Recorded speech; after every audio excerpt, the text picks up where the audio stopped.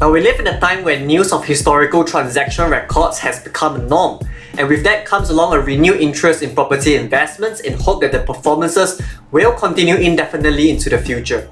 Now as an investor and an advisor, I am surprised and honestly quite worried that the mentality that property prices in Singapore would only go up is starting to seep into the minds of younger investors, having seen what is happening around us as well as the success of the generation above us. Now in this video, I would like to share my opinion on why I am against the idea of using property as a long-term, 25 to 30 years, investment vehicles for your wealth accumulation. A quick disclaimer, I am not a property advisor and none of what I am saying here constitutes as financial advice. With that out of the way, let's get started. Understanding what's going on today with property prices. Now as investors, you have to understand that property prices are driven mainly by demand and supply.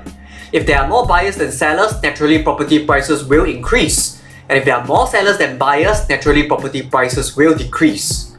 Now what is happening to the property market today is a classic case of supply and demand imbalance that was created by the COVID-19 pandemic. Now as a result of the pandemic, the supply of the BTO has been severely disrupted, with ongoing projects being delayed and newer projects having a lead time of 5 to 7 years. Now given the increase in lead time, younger home buyers who are looking to settle down are now forced to either wait until they are in their mid-30s or early 30s to receive their BTO or get a resale immediately instead. Now this had propelled the property prices as the increase in demand for resale HDB had created a seller's market where buyers are forced to either accept the price that the seller set or wait for 5 to 7 years to settle down. Now essentially, buyers are forced by circumstances to flock into the resale market, thereby propping up the demand, which resulted in higher and higher prices that we are experiencing today. Why the price increase today is not sustainable in the long run. While property prices may be increasing in the short run, I find it highly unlikely that the prices will continue to increase indefinitely and behave like how they did 30 years ago. Now the main reason for having such a view is due to the inevitable structural oversupply of HDB resale flat that will occur as a result of a generational wealth transfer from the boomers generation. Now let's explain. Firstly, around 80% of Singaporeans own a HDB flat regardless of whether or not they are staying in the HDB flat itself.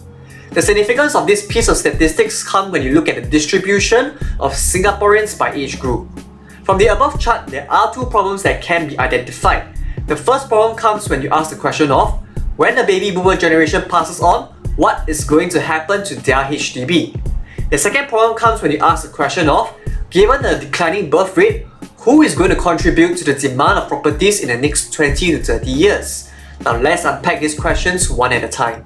A situation of too many properties. For the first question of inheritance, the problem is that given the current HDB regulation, every Singaporean can only own or occupy one HDB. And given that 80% of Singaporeans own an HDB, when the boomer generation passes on, it is unlikely that Gen X, Y or Z can inherit the properties that are left behind. A quick look at the statistical distribution between Singapore citizens by age and HDB dwelling by remaining list will highlight the point that Gen X, Y or Z, who are part of the beneficiaries group, are most probably unable to inherit the properties as they each own or occupy a HDB of their own. In such a situation, two things may happen. The first is that the property can be inherited by the youngest available generation who are eligible, but that will erode the demand for properties from that generation, thereby pushing prices down. The second would be to sell off the inherited property and distribute the proceeds, but that will increase the supply of the properties in the market, thereby pushing property prices down. Now let's be generous and assume that HDB would change their rule and allow existing HDB owners to own up to 2 HDB flats as a result of inheritance. In such a situation, it is likely that most HDB owners will end up with 2 HDB flats, of which the natural course of action is to rent out the idle HDB for passive income, rather than to leave it vacant. And when that happens, the supply of rental units will increase, which will result in a decrease in rental rates. Now with a depressed rental markets, potential foreign home buyers are now incentivized to rent an HDB rather than to purchase a condo of their own, which will inevitably erode the demand for property, thereby pushing property prices down. Now regardless of either situation, the probability of having an oversupply of properties as a result of the wealth transfer from the baby boomers is a concern that as an investor, I'm not willing to deal with. And that brings me to my next point on the demand side of the equation. A situation of too few buyers. Now, for the second question of who's going to buy the property, the problem with Singapore today is that our birth rate as a country is declining. And what this means is that the local demand for Singapore properties will naturally be on a declining trend, as there are simply just not enough people who are in need of a shelter. Now, the solution to this problem is if you were to import the demand externally, but that by itself has two main issues. The first issue is the assumption that Singapore can remain competitive on the global stage and we can attract people to stay in Singapore to work in an environment where remote working is being normalized. While Singapore had done a good job in maintaining our global competitiveness, and I am confident that we may remain competitive in the future, I do not have the confidence that we can attract foreign talents to come and work in Singapore itself. What this means is that while we as a country are able to attract companies to set up operations here in Singapore, we cannot stop them from hiring overseas talents via remote working arrangements if the economics make sense for them. And at the moment, COVID had accelerated and somewhat normalized remote working practices. In the future, it is likely that the quantity of remote working roles will only increase, and that by itself is a headwind to local property demand. The second issue is the assumption that Singaporeans are receptive to bringing in foreign talent to compete with the locals for jobs.